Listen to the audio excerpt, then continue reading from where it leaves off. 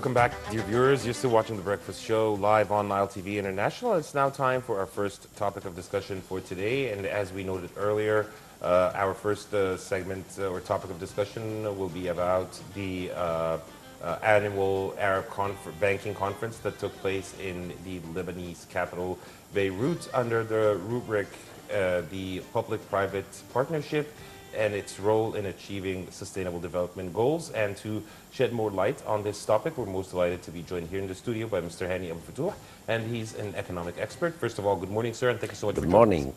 Good morning, sir. So first of all, talking about the public-private partnership for achieving one of the main goals, the global goals, now talking about sustainable development.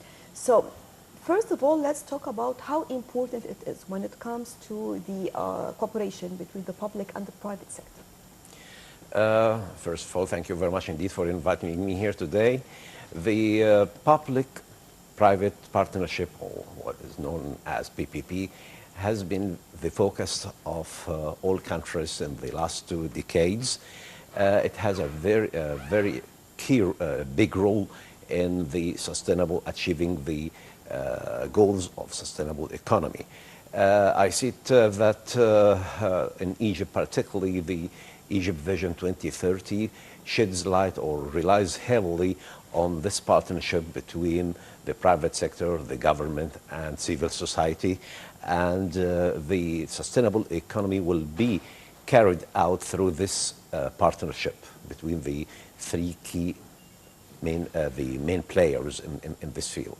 Mm-hmm. Sir, also if you can tell us about the role, the pivotal role that is played by the private sector to attain sustainable development.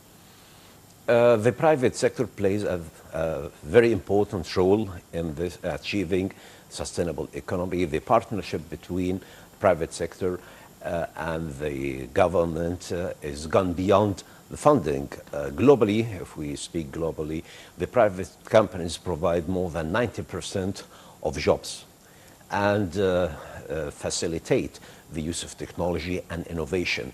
So it has gone beyond the traditional role of funding to providing the technology and facilitating the cooperation between the private sector and the government. All that works in tandem with the efforts of the private sector to achieve the goals, the sustainable economic goals.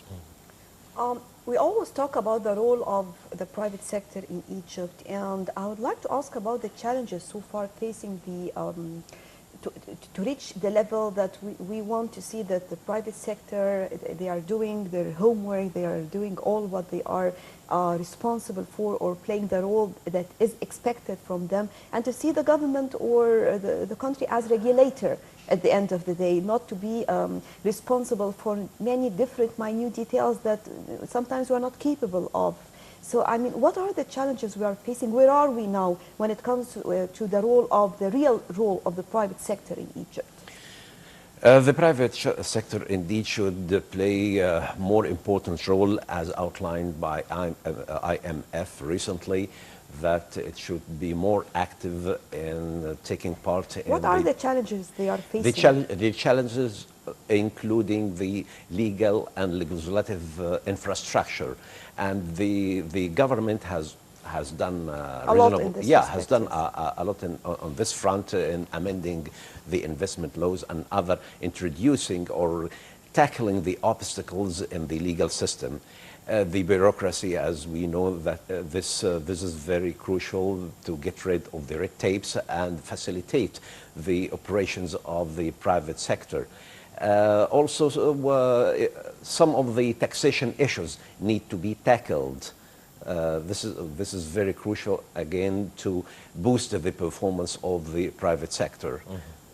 Mm-hmm. Sir, you have earlier mentioned in your talk the Vision 2030. In your opinion, how can the civil society contribute to the development and to achieve the vision of 2030 in sustainable development?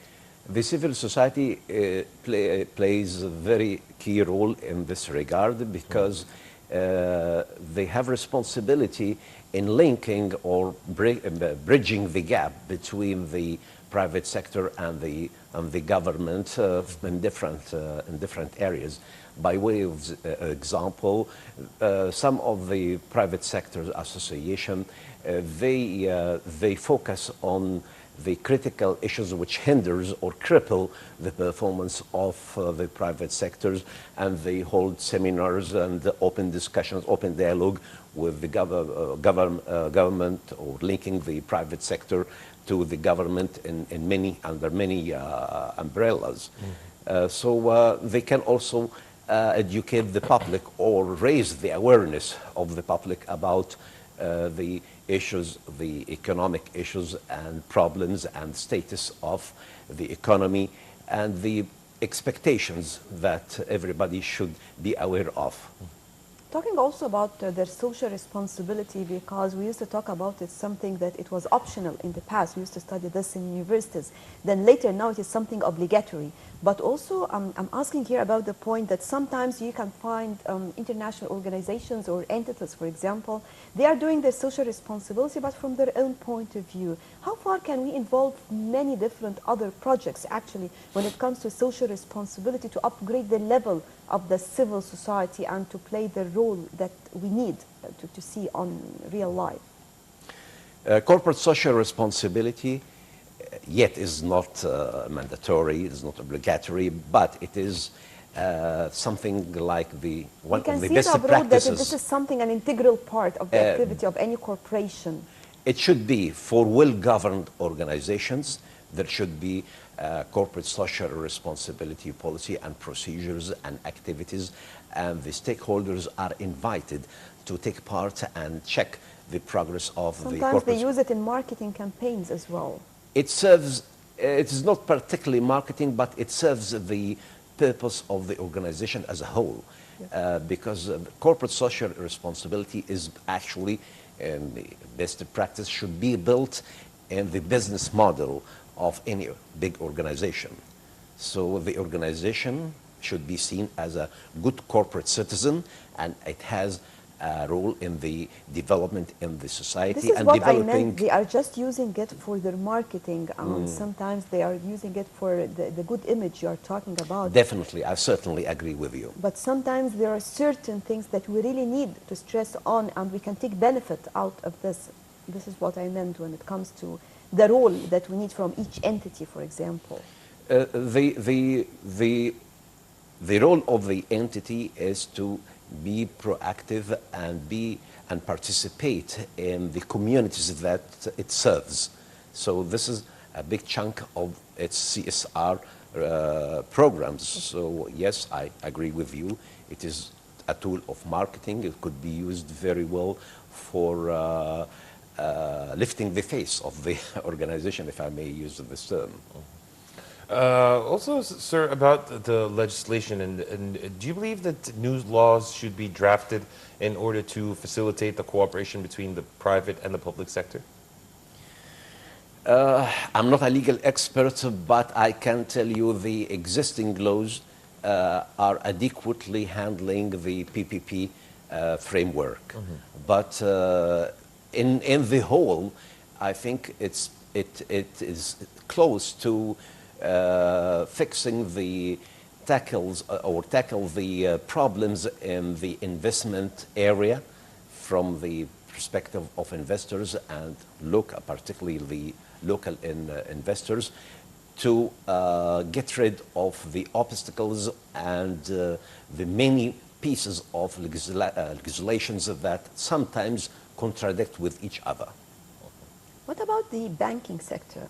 I mean, banking sector actually plays a crucial role when it comes to business in general. And talking about, for example, the role of banking sector in mega projects, in facilities provided. I know we have changed a lot in this respect, but where are we now, and what are other challenges that we are facing? Banks, of course, the main role of banks is to provide finance to projects, to investors, and also they take part when it is feasible they take part in financing the mega projects through syndicated loans and arranging. Is this happening so far? It is happening. It is happening. I cannot say it is not happening. It is happening. But talking about the way it is taking place, this is, we are reaching the level that we need, or still we need to boost this more? There is a room for improvement, of course.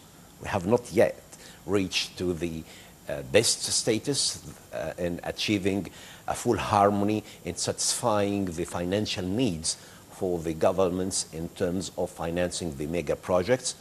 But I think there's still a room for improvement in this area. Speaking, sir, about harmony and the way for reform or improvement, do you believe that there should be more coordination between the private and the public sector to offer more job opportunities, especially for the youth that contribute a large portion of the Egyptian society? As I mentioned earlier, the private companies have created globally 90% of jobs. The opportunities always exist, whether under the umbrella of the private sector, or particularly, I would say it's under the umbrella of private sector, but creating big projects in partnership with the government. Normally, the case is that the operations of these projects are under the responsibility of the private sector. So this definitely would create jobs, more jobs, and handle or tackle the unemployment issues, which we currently stand at 10% for the third quarter in this year. Yes. I don't know whether this is related or not, but talking about the role of the private sector in supporting SMEs as well.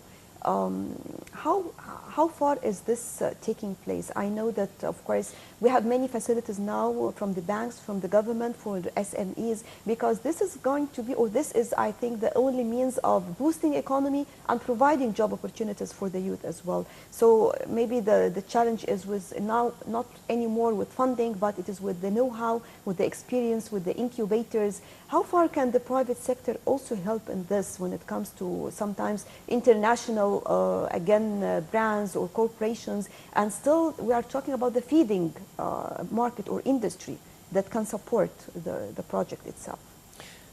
In Egypt at large, the private sector, I would say, takes around nearly 80% of all business activities. So according to the central bank, the definition of small and medium enterprises include turnover up to from 1 million to 20 million is small companies, medium companies, which achieve sales turnover from 20 to 50. So I would say that 80% of the businesses in Egypt are SMEs. SMEs, they now enjoy the facility or the fund which allocated by the central bank initiative, $200 million Egyptian pounds, and until this moment it's nearly 50% or slightly more than 50% of these funds have been allocated to SMEs at lower interest rates. It ranges between 5% to 70%.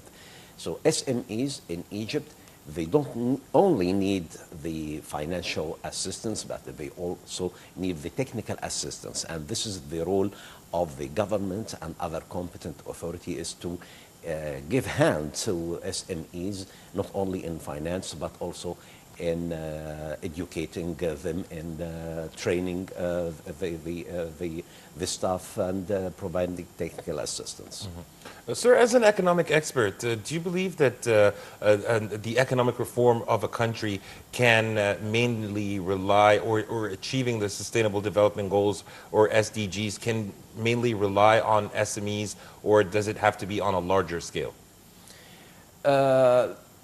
The outcome of the economic reform, of course, helps in achieving the the goals, the sustainable economic goals. So what we have achieved so far helps in boosting or achieving the 17 goals which the United Nations have previously sponsored in the last few years. But what about the feeding industry in Egypt? Because again, this is another important part, talking about inflation, for example, talking about spare parts that we are paying a lot of money in. And sometimes even when you're talking about Egyptian product, it is still expensive because many of the spare parts, for example, you are paying in dollars to bring the spare parts. So still you have this inflation when it comes to Egyptian products. So I mean, talking about feeding industry, having, if you have brands here in Egypt and still, because we know that each product you will have many minute small components that you can work on to provide it for the factory, for example. Instead of bringing this from abroad, you can have it from Egypt. And of course, this will play a crucial role when it comes to controlling prices, for example. So where are we when it comes to the feeding industry, whether we're talking about food, about vehicles, about everything? The inflation rate, the factors which contribute to increasing the inflation rate include, of course, the importation of the components that are used for producing the final product. But this is not a major issue here. It also, what are you saying? You are referring to how much of the components, if they are produced locally, would help in reducing the cost of the final product. I don't think this is a major part of or a major component of the whole picture which determines which contributes to higher inflation rate, because the higher inflation rate is caused by many other factors like the cost of utilities, fuel, the cost of electricity, water, gas, that are finally added up to the cost of producing the final product, which of course, yes, but still, sometimes when you are even something very simple like biscuits or chocolate, for example, you will hear the word that, okay, it has to do with packaging, it has to do, you are buying or importing the chocolate, some of these fine nails, you know, many minute parts that still, if we can work on and we can provide job opportunities. But my point was asking about the feeding industry in general. How far do we have this feeding industry in Egypt? Yes, we do have this feeding industry in Egypt. And I believe that there are plans which are being exercised by the competent authorities to tackle the obstacles which make this industry less productive. Sir, as we're wrapping this segment up, if you can tell us about your final recommendations for going on the right track towards the Vision 2030. My recommendations is to have more patience. I'm speaking to myself and my colleagues and to the community in general. Have confidence, more confidence in the government. The economic reform program is a medium term, and the outcome of the program also is expected to be in the medium term. We need to be more productive, actually. I'm speaking about the country in whole. We need to increase production, follow the best practices in all areas of operations and processes. And inshallah, I'm very hopeful that the outcome of the reform will be to the benefit of the whole society and for Egypt as a whole. So, of course, this will include the role of the civil society as well, because definitely, whenever we talk about the reform program, definitely the country alone or the government alone can never perform or do it without the support and help of Egyptians in general. And I think this is the best picture that we can talking about how Egyptians, regardless of the challenges of their daily life, yet they are supporting and they are accepting sometimes heavy measures. But I think that we can see a clear support from citizens in general to the economic reform program. That always the president usually talks about this, that it was never expected how Egyptians welcomed all the measures taken to support and boost the economy in Egypt. Yes, the civil society has a very important role. The citizens is amazing.